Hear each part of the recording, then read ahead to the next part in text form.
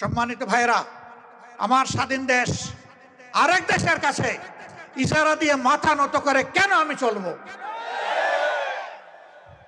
অন্য 10টা স্বাধীন দেশ যেভাবে সম্মানের সাথে মাথা উঁচু করে চলে, ইনশাআল্লাহ আগামীর বাংলাদেশ সেইভাবেই চলবে। আমরা আশাবাদী, তরুণ যুবকেরা যেভাবে জেগে উঠেছে, যে সমাজের তরুণরা অন্যায়ের বিরুদ্ধে গর্জন করার জন্য জেগে উঠে, আল্লাহ তাআলা সেই সমাজকে অন্যায়, অপরাধ এবং দুর্নীতি মুক্ত করে দেন।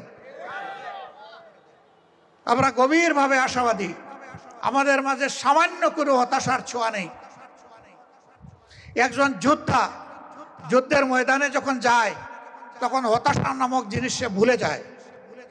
তার সামনে তাকে ডু অর ডাই, হয় আমি শহীদ হব, না হয় আমি বিজয়ী হব, মাঝখানে কিছু নাই।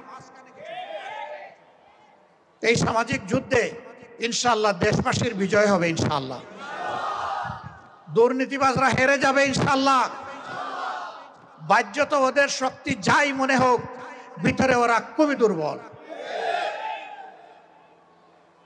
সিংহরা যখন জেগে উঠবে, খেক শিয়াল তখন পালাতে বাধ্য হবে।